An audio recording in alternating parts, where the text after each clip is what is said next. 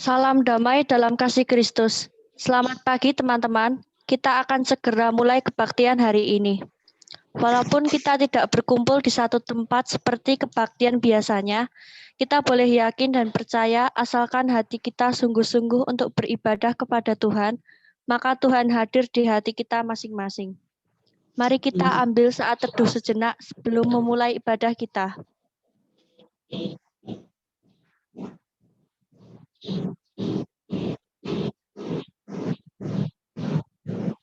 Mari kita awali ibadah ini. Kasih karunia dari Tuhan senantiasa menyertai kita sekalian.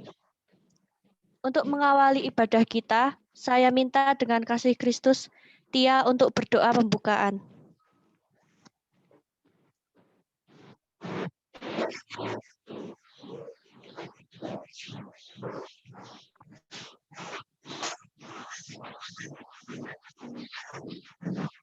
Kita berdoa.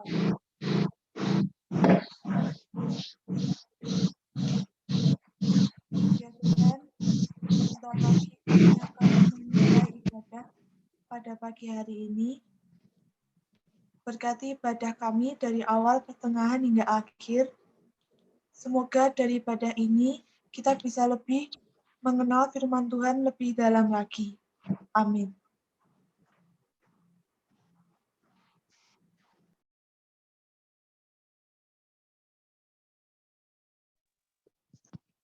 Selanjutnya, mari kita pujikan lagu Tuhan Yesus Baik sebagai pujian pembuka kita.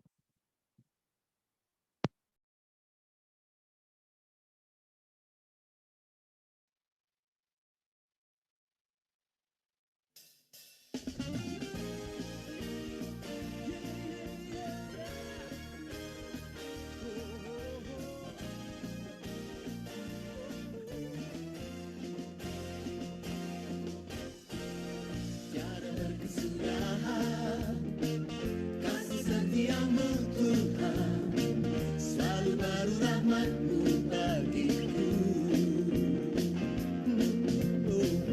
Hari berganti hari, tetap kulihat kasih-Mu, tak pernah berakhir di hidupku. Tuhan Yesus baik, sungguh amat baik, untuk selama-lamanya. Tuhan Yesus baik, yeah, Tuhan Yesus baik, sungguh amat baik, untuk selama-lamanya. Tuhan Yesus baik.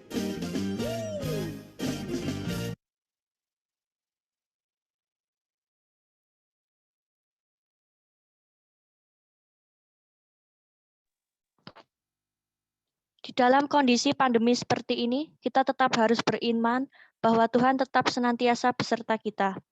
Kita akan menerima berita anugerah dan petunjuk hidup baru. Berita anugerah terambil dari Yohanes 3 ayat 16. Karena begitu besar kasih Allah akan dunia ini, sehingga Ia telah mengkaruniakan anaknya yang tunggal, supaya setiap orang yang percaya kepadanya tidak binasa, melainkan beroleh hidup yang kekal. Untuk petunjuk hidup baru terambil dari 2 Korintus 13 ayat 11. Akhirnya saudara-saudaraku, bersukacitalah, usahakanlah dirimu supaya sempurna. Terimalah segala nasihatku, sehati dan sepikirlah kamu, dan hiduplah dalam damai sejahtera. Maka Allah, sumber kasih dan damai sejahtera, akan menyertai kamu. Setelah menerima berita anugerah dan petunjuk hidup baru, kita akan mendengarkan firman Tuhan yang akan disampaikan oleh Ibu Purwanti. Sebelum menerima firman Tuhan, mari kita berdoa. Ya Tuhan, terima kasih karena telah mengumpulkan kami pada hari ini untuk beribadah secara online dalam ibadah remaja ini. Sekarang kami akan mendengarkan firman-Mu. Berkatilah Ibu Purwanti yang akan membawakan firman, dan berkatilah kami supaya dapat mendengarkan firman-Mu dengan baik. Dalam nama Tuhan Yesus kami telah berdoa. Amin.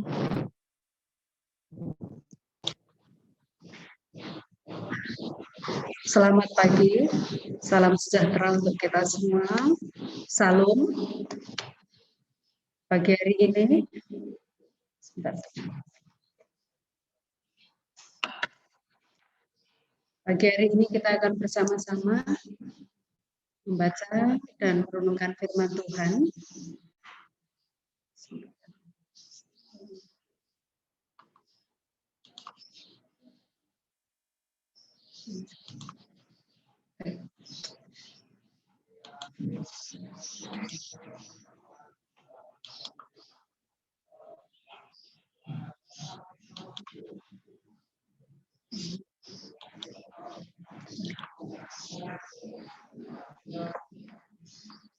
Dengan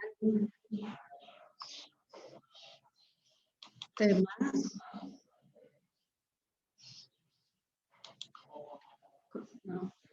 iman yang menyelamatkan.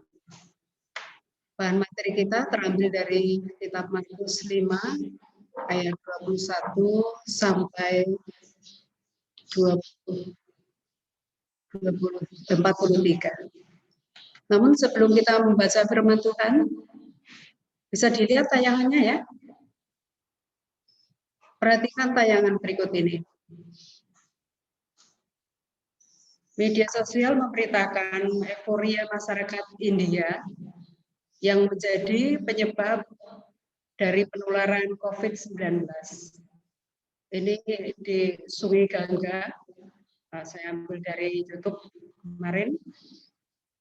Situasi yang demikian memungkinkan penularan COVID dengan cepat. Tenaga medis berusaha sekuat tenaga menangani menyelamatkan pasien yang terjangkit COVID-19. Ini tidak hanya di dunia, tetapi juga di negeri kita, di wilayah kita di Magelang ini.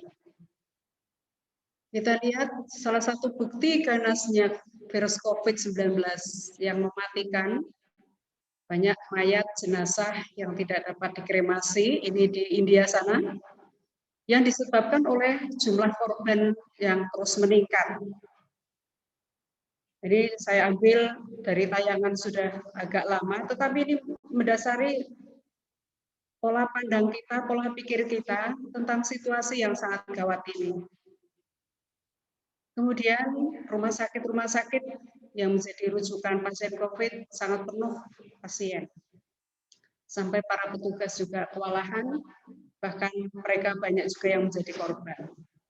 Ini situasi di India, ya, pembakaran mayat atau kremasi yang demikian penuhnya, bahkan di antara mereka ada yang tidak sanggup lagi mengkremasi, ya, karena mereka berjatuhan korban dan sebagainya, terus bertambah, akhirnya banyak yang meninggal dunia.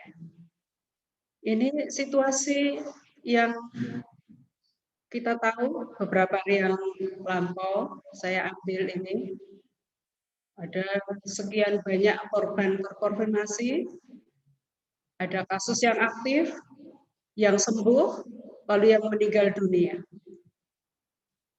Nah, setelah kita melihat tayangan itu, ya, kita tahu bahwa di tahun 2019 dunia gempar dengan adanya pandemi COVID yang disebabkan oleh virus SARS-CoV-2 yang di Indonesia COVID merebak sekitar bulan Mei atau Maret tahun 2020. Banyak tempat publik yang menunda atau meniadakan pertemuan-pertemuan, tidak terkecuali juga gereja. Ada beragam respon terhadap pandemi tersebut. Nah, sebagai orang beriman, sebagai orang beragama, tentu respon yang agamawi, ya, ini segera mengemuka. Kita tidak saling menyalahkan satu dengan yang lain. Berbagai cerita atas kasus COVID. Setelah melihat fakta yang terjadi di dunia sekarang ini, di negeri kita saat ini atau di lingkungan kita, apa perasaan kita?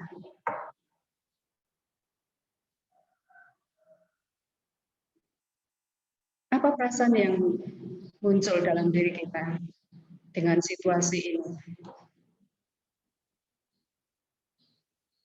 Perasaan takut, khawatir, was-was, ya.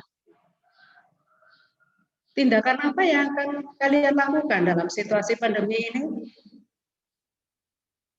Mungkin selama 1 tahun lebih ini COVID sudah melanda di dunia dan juga di negeri kita. Kelihatannya kalau kita melihat kenyataan yang terjadi akhir-akhir ini, ya ada yang mengabaikan, ada yang cuek saja, ada yang terus mengambil sikap dengan mematuhi protokol kesehatan. Kita juga menyadari ada aturan pemerintah, begitu juga dengan kehidupan bergereja kita.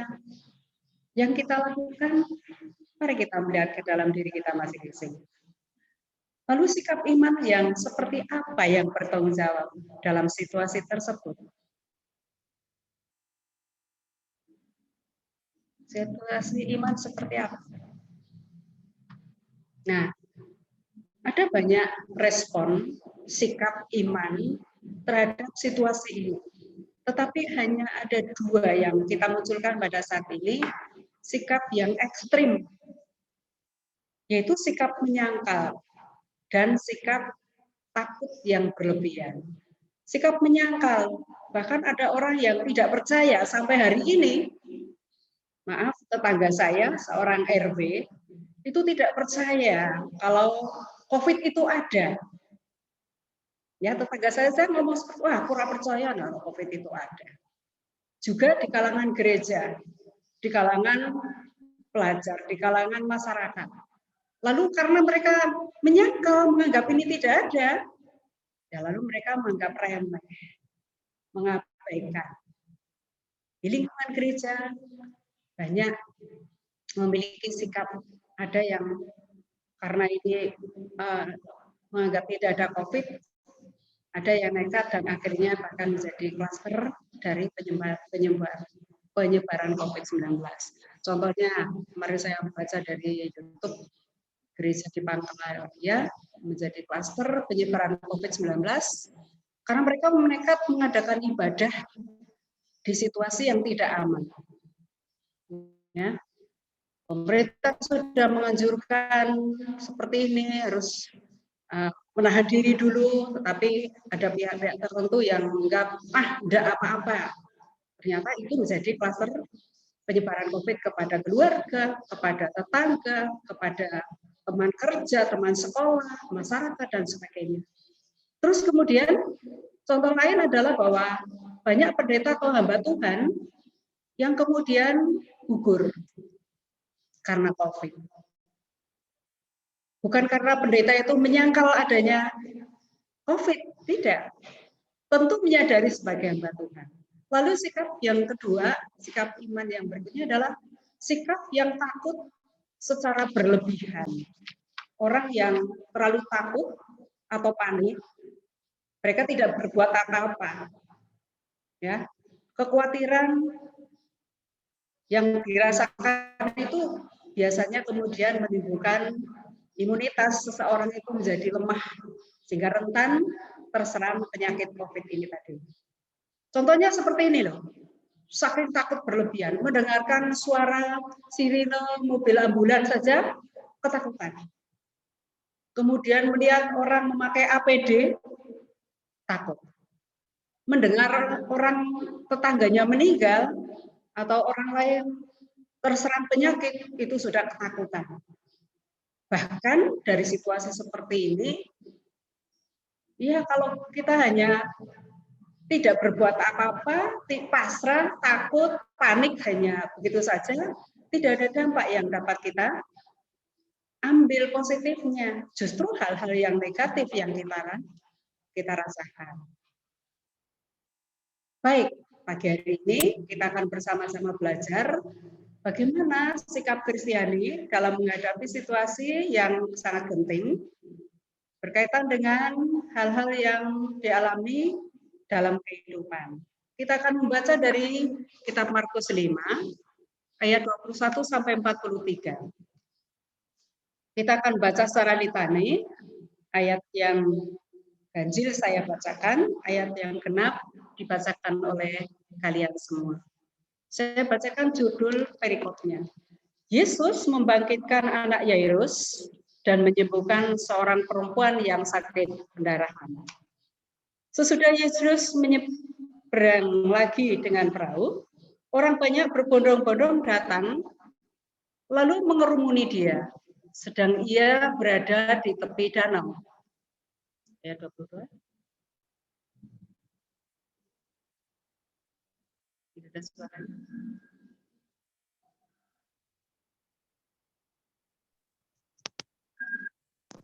Datanglah seorang kepala rumah ibadat yang bernama Yairus. Ketika ia melihat Yesus, tersungkurlah ia di depan kakinya. Dan memohon dengan sangat kepadanya, anakku perempuan sedang sakit, hampir mati. Datanglah kiranya dan letakkanlah tanganmu atasnya, supaya ia selamat dan tetap hidup. Lalu pergilah Yesus dengan orang itu. Orang banyak berbondong-bondong mengikuti dia dan berdesak-desakan di dekatnya. Adalah di situ seorang perempuan yang sudah 12 tahun lamanya menderita pendarahan.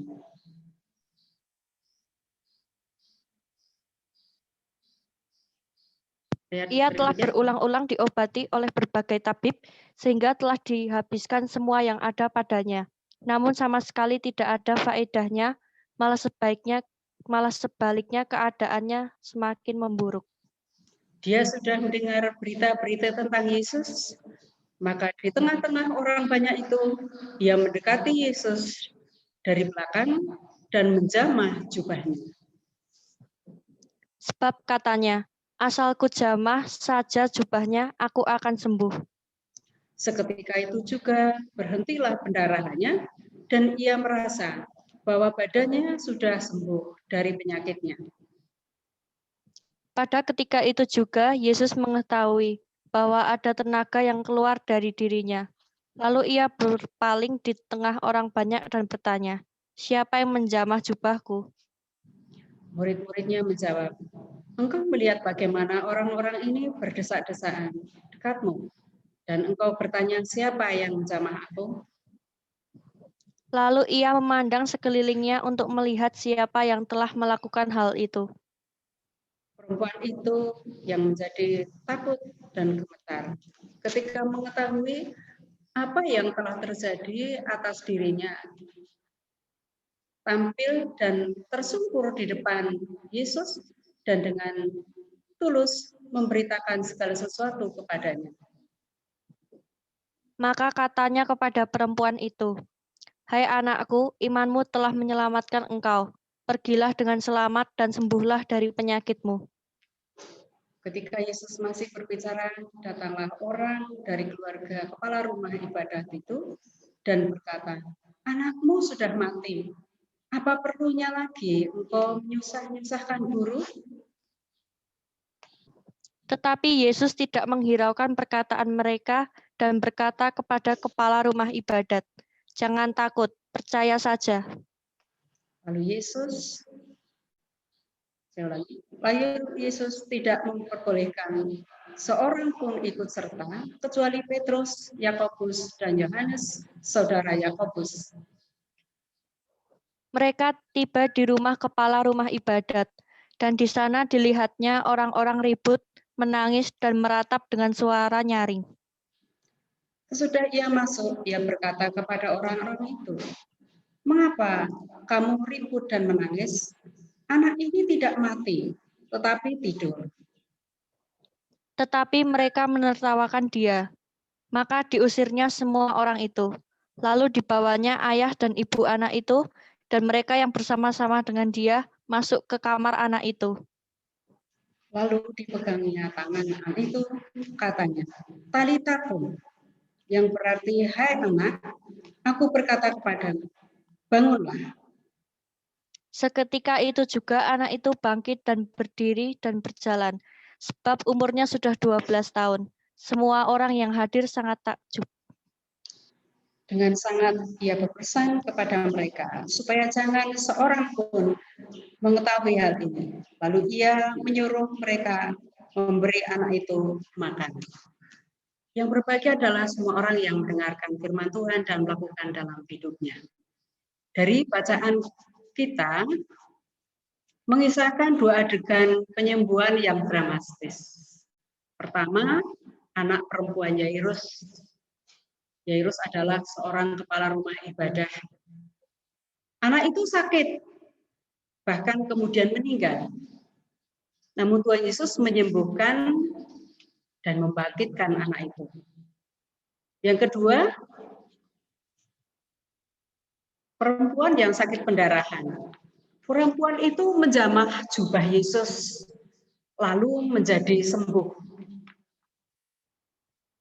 Dari kedua kisah tersebut kita dapat belajar dua sikap sebagai orang percaya kepada Tuhan Yesus. Saudara yang dikasihi Tuhan, sikap yang pertama adalah kemauan merendahkan diri di hadapan Allah. Siapa Yairus? Kita tahu. Dalam cerita itu adalah dia seorang kepala rumah ibadah. Ya, artinya secara sosial ia adalah termasuk orang yang terpandang, orang yang dihormati, ya, orang yang disegani. Nah, namun banyak pemimpin agama Yahudi yang tidak menyukai Yesus. Berbeda dengan para pemimpin agama Yahudi, Yairus tidaklah demikian. Ia mau merendahkan diri dan mendatangi Yesus. Bahkan ia rela tersungkur di depan kaki Yesus. Ayat 22 mengatakan kepada kita, pada waktu itu ayat 22, datanglah seorang kepala rumah ibadat bernama Yairus. Ketika ia melihat Yesus, tersungkurlah ia di depan kakinya. Ya, merendahkan diri di hadapan Tuhan Yesus. Kalau kita melihat Yairus seorang yang terpandang kala itu rela tersungkur di depan kaki Yesus, Yairus ya mempertahankan tentu saja Yairus tidak dapat menjadi contoh baik bagi orang-orang Yahudi karena apa? Dia datang kepada orang yang tidak tepat. Menurut orang-orang Yahudi demikian. Kemudian memalukan. Jangan-jangan kedatangannya kepada Tuhan Yesus ini dilihat oleh orang-orang Yahudi yang lain. Bukankah ini adalah sesuatu yang tidak baik? Namun ini dihiraukan oleh Yairus. Karena apa? Kesembuhan bagi anak gadisnya ini lebih penting dari sekedar kehormatan dunia. Maka Yairus dengan rendah hati, dengan bersungguh-sungguh berjuang untuk kesembuhan anaknya, tidak dihiraukannya orang lain. Dan ini adalah menjadi salah satu sikap bagaimana seseorang ini ditolong oleh Tuhan. Yairus, anaknya yang sakit dan hampir mati dan kemudian mati, disembuhkan oleh Tuhan Yesus. Syarat utama adalah merendahkan diri di hadapan Allah. Kemudian pelajaran kedua yang dapat kita petik adalah kemauan untuk berjuang. Saudara, iman ternyata bukan sekedar sikap pasif atau sikap diam. Iman selalu membutuhkan perjuangan, sama seperti kita. Kalau kita mengaku beriman kepada Yesus, kita akan berjuang. Hari Minggu kita datang beribadah, kita berdoa, kita membaca Alkitab, kita melakukan sikap baik sebagai wujud atau tindakan kita sebagai anak-anak Tuhan, mewujudkan iman kita. Ini perlu dilakukan dengan sebuah perjuangan. Hari Minggu kadang-kadang diajak main oleh temannya, tetapi karena kita sebagai orang yang beriman kepada Kristus, kita harus memperjuangkan, berjuang untuk tetap menegakkan iman kita beribadah. Ya. Demikian juga yang dialami oleh perempuan ya yang menderita sakit pendarahan. Pendarahan itu apa? Bagi anak gadis atau perempuan di usia yang sudah akil balik gitu, dia akan mengalami yang namanya menstruasi. Nah, itu tanda bahwa seseorang sudah dewasa dalam arti fisik. Tetapi sakit pendarahan itu adalah menstruasi yang tidak pernah berhenti sampai jangka waktu 12 tahun. Nah, ini di kalangan agama tertentu dan juga agama Yahudi, itu larangan bagi seorang perempuan yang mengalami yang sedang seperti itu tidak boleh beribadah, tidak boleh berdoa. Sama seperti saudara kita Muslim, seperti itu. Nah, perempuan yang menderita sakit pendarahan ini sudah berusaha, berupaya, bertahun-tahun mencari kesembuhan. Datang ke tabib, ke orang pintar, sampai harta bendanya ini habis untuk kesembuhannya, ternyata sia-sia belaka. Apa ya jurus yang dilakukan kemudian? Dia terus berjuang dan mendengar. Ada orang yang disembuhkan oleh Yesus, guru Yesus. Demi mendengar berita yang demikian ini, perempuan yang sakit pendarahan itu berjuang sekuat tenaga bagaimana caranya supaya dia bisa bertemu dengan Yesus dan dapat menjamah jubahnya. Sebab di dalam hatinya dia berkata, asalku jamah saja jubahnya, aku pasti sembuh. Nah, tetapi apakah ringan untuk bisa bertemu dengan Yesus?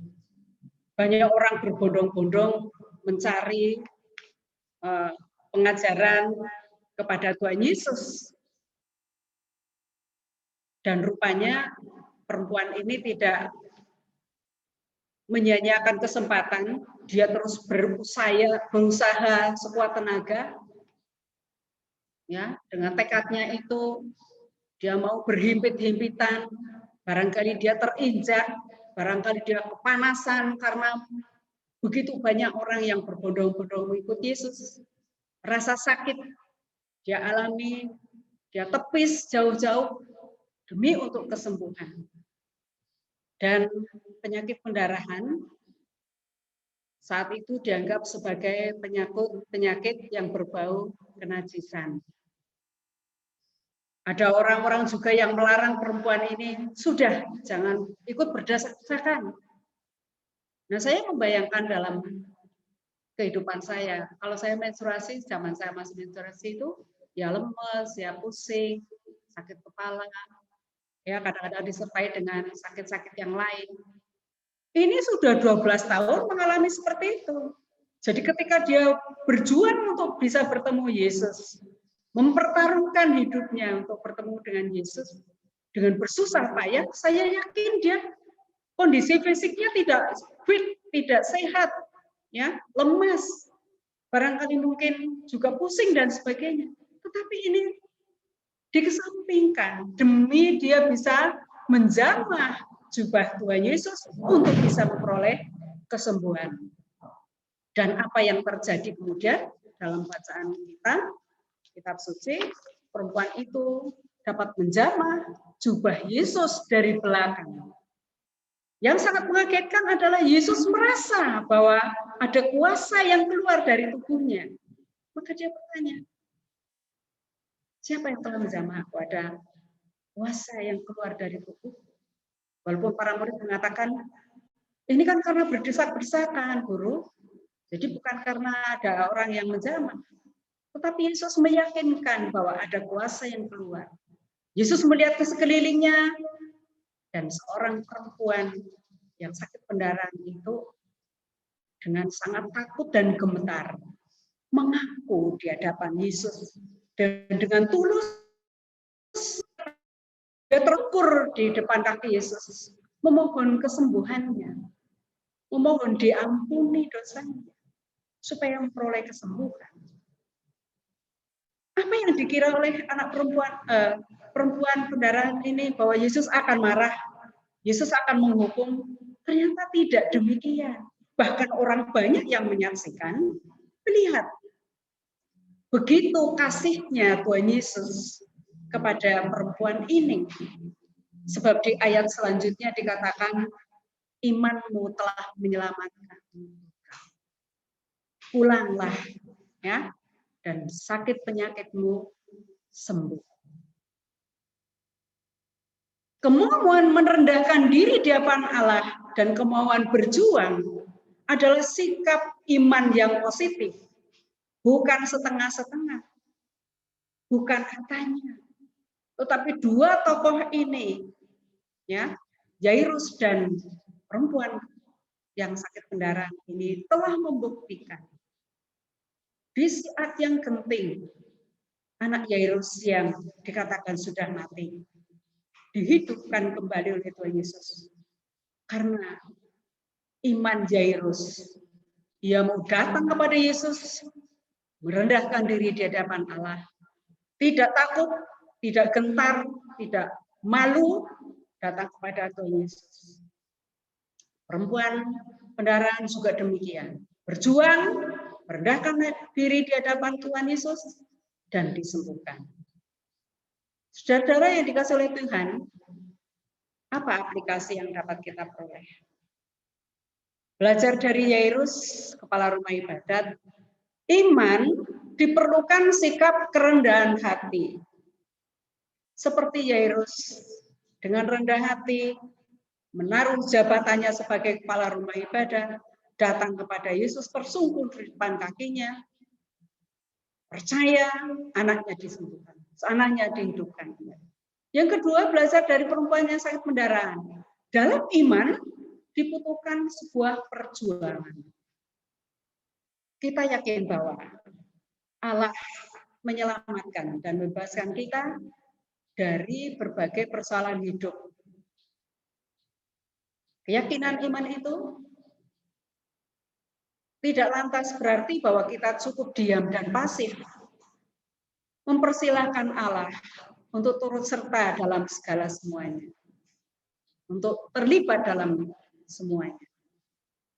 Sebab iman yang dewasa membutuhkan sikap rendah hati dan sikap mau berusaha. Iman yang dewasa dengan perjuangan adalah tanda bahwa iman itu dewasa dan bertanggung jawab. Remaja perlu belajar iman yang demikian seiring dengan pertumbuhan kehidupan kalian. Sehingga setiap kesulitan yang dihadapi dengan iman, dalam arti tidak berhenti berusaha dan berjuang, seperti Yairus dan perempuan yang sakit pendarahan.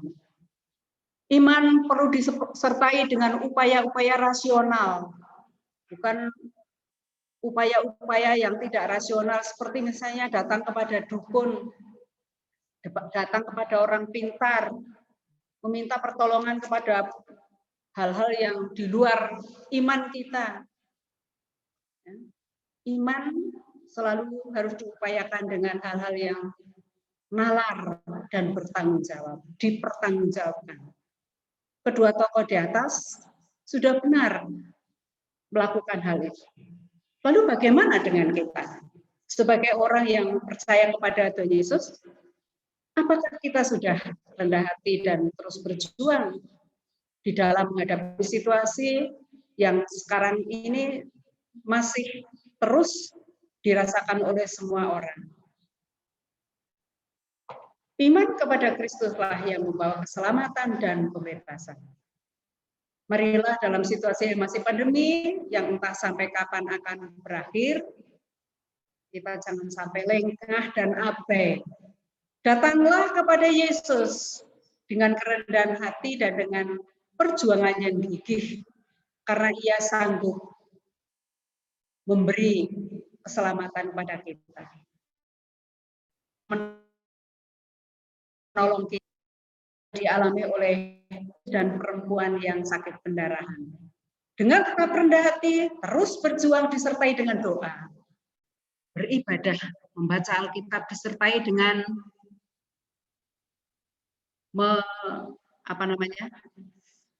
dengan mematuhi anjuran pemerintah sebagai tindakan iman yang dewasa yang membawa keselamatan dalam pandemi saat ini. Terus kemudian dalam situasi krisis manusia yang beragama, beriman selalu harus melibatkan iman untuk bertahan dan memaknai dalam hidupnya. Iman memerlukan keseimbangan antara sikap percaya dan pasrah, namun tetap disertai dengan sikap rasional yang bertanggung jawab. Hanya beriman kepada Yesus, kita akan selamat, terbebas dari segala sakit penyakit. Marilah kita senantiasa beriman kepada Kristus dengan terus merendahkan hati di hadapan Tuhan dan berjuang dengan gigih. Kita upayakan tanpa harus meninggalkan hal-hal yang dianjurkan oleh pemerintah, yaitu seperti memakai masker, menjaga jarak, mencuci tangan, menjauhi kerumunan, meminimalkan mobilitas, dan hal-hal lain, sehingga kita seminimal mungkin kita akan terjauhkan atau kita akan jauh dari COVID ini. Selamat berjuang dengan gigih, dengan kerendahan hati, dengan penuh iman dan percaya kepada Tuhan Yesus, maka kita akan selamat. Amin.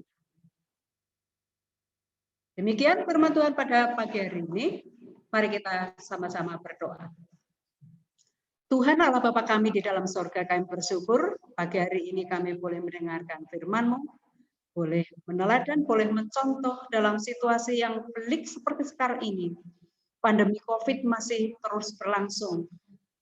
Tetapi Yairus dan perempuan yang sakit pendarahan memberikan gambaran kepada kita dengan sikap yang tepat, datang kepada Tuhan Yesus dengan mengabaikan kedudukan, jabatan, dan rasa malu, datang tersungkur di hadapan Tuhan Yesus, memohon kesembuhan bagi anak gadisnya yang sakit, dan perempuan yang sakit pendarahan itu dengan perjuangan yang sungguh-sungguh, dengan gigih, tanpa menghiraukan rasa malu dan sakit yang dialami. Tuhan memberikan kesembuhan karena imannya telah menyelamatkan.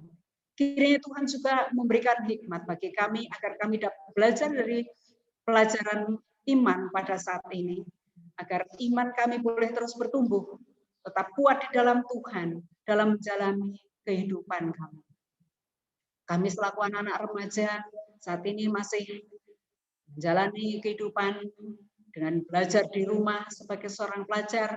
Ya Tuhan, kiranya Engkau memberikan pertolongan supaya kami tidak tertinggal dalam pembelajaran, kami dapat memperoleh ilmu yang baik sehingga dapat kami terapkan dalam kehidupan kami untuk meraih cita-cita kami ke depan.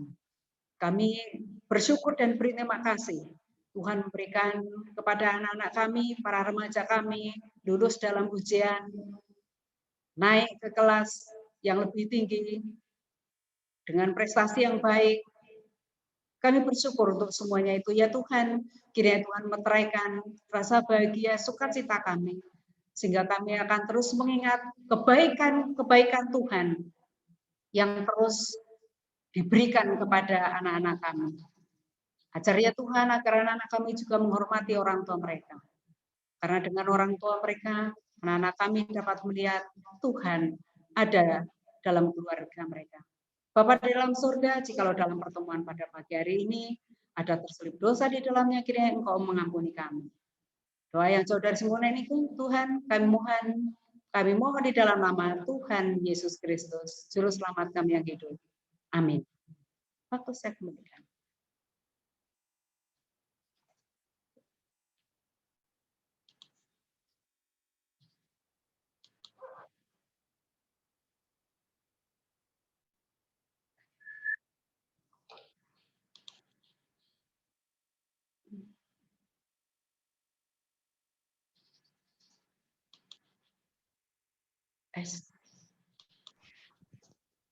Terima kasih kepada Ibu Purwanti yang telah membawakan firman Tuhan pada pagi ini.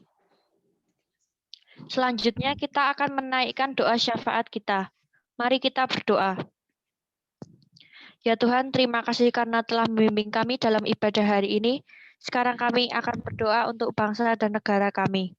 Berkatilah bangsa dan negara kami supaya cepat terbebas dari COVID-19 dan dapat menangani penyakit ini dengan baik, serta para pemimpin bangsa dengan bijak dapat memimpin negara kami ke yang lebih baik. Untuk studi kami, berkatilah Tuhan kami yang saat ini sedang melakukan pembelajaran jarak jauh. Berkatilah supaya kami tetap sehat dan dapat belajar dengan baik. Berkatilah para guru dan murid-murid yang melaksanakan kegiatan belajar mengajar ini.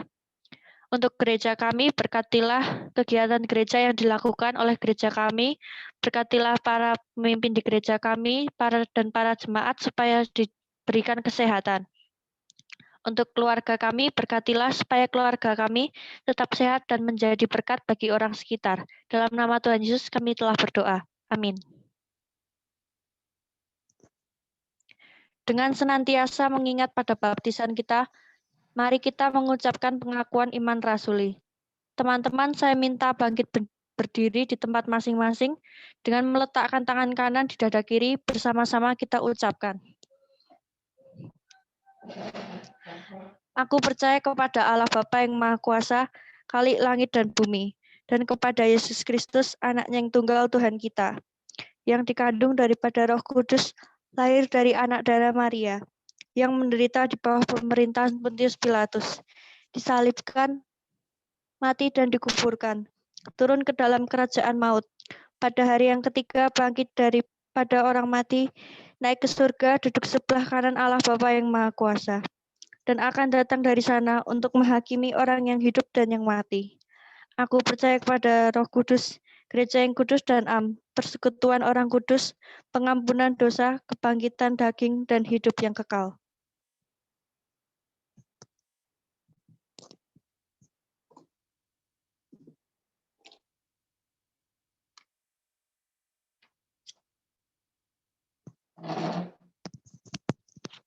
Teman-teman, kita akan mengumpulkan persembahan kita.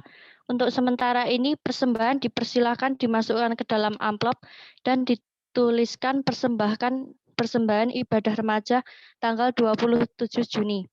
Teman-teman dapat mengumpulkan persembahan di kantor gereja pada hari Selasa sampai dengan Minggu, atau bisa dikumpulkan dulu di rumah, dan di setiap minggu akhir bulan baru dikumpulkan ke kantor gereja. Kita akan menyanyikan lagu Terima Kasih Tuhan untuk mengiringi persembahan kita.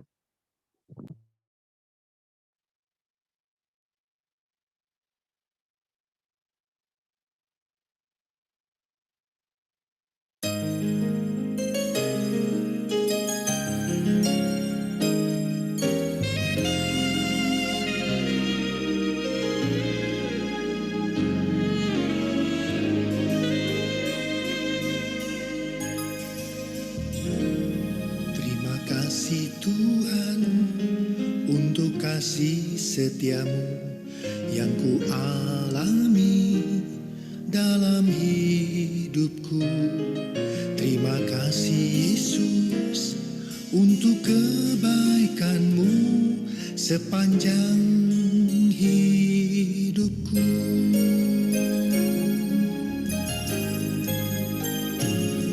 Terima kasih Tuhan untuk kasih setiamu yang ku alami dalam hidupku. Terima kasih Yesus untuk kebaikanmu sepanjang hidupku.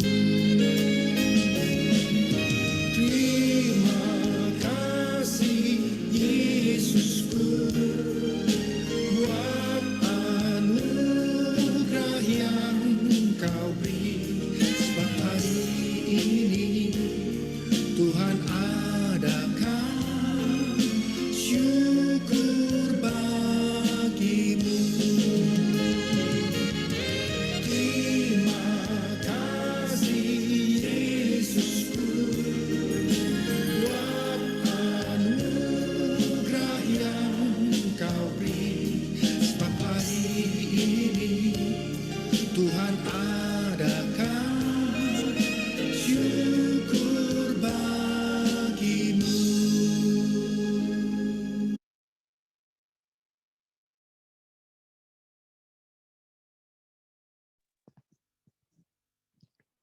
Kita akan berdoa untuk persembahan yang telah kita kumpulkan, sekaligus doa penutup. Saya minta dengan kasih Kristus, Kesha untuk berdoa persembahan dan penutup. Teman-teman, mari kita berdoa. Tuhan Yesus, terima kasih atas anugerah-Mu. Engkau telah menyertai kami dari awal hingga akhir ibadah ini. Tuhan, kami telah memberikan sedikit apa yang kami punya. Semoga persembahan ini dapat memperluas kerajaan-Mu dan dapat menjadi berkat bagi sesama kami. Setelah kami akan mengakhiri ibadah pada minggu hari ini, berkati aktivitas kami selanjutnya dari awal hingga akhir. Terima kasih Tuhan Yesus, kami telah berdoa dan mengucap syukur. Haleluya, amin.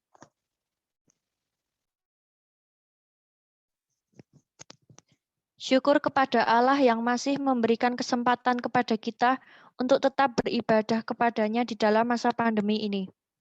Untuk mengakhiri ibadah ini, dengan tetap percaya dan senantiasa mengingat kuasa-Nya, kita terima berkat Tuhan. Tuhan menyertai kita dan melindungi kita. Tuhan menyinari kita dengan wajah-Nya dan memberi kasih karunia.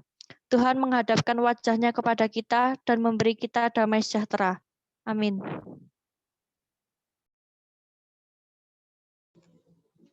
Ya, terima kasih. Ya, terima kasih buat Bu Purwanti yang sudah memberikan firman-Nya, dan juga buat Abigail yang sudah menjadi liturgos. Untuk pengumuman hari ini, seperti biasa, nanti bakal dikirim link buat absen. Jangan lupa diisi.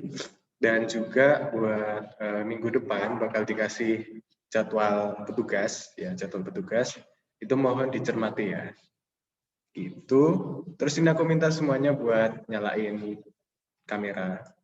Seperti biasa kita akan ambil foto. Ya.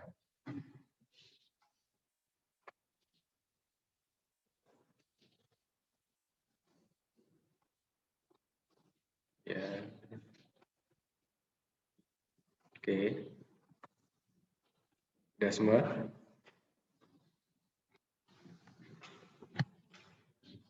Oke, kita akan foto. 1, 2, 3.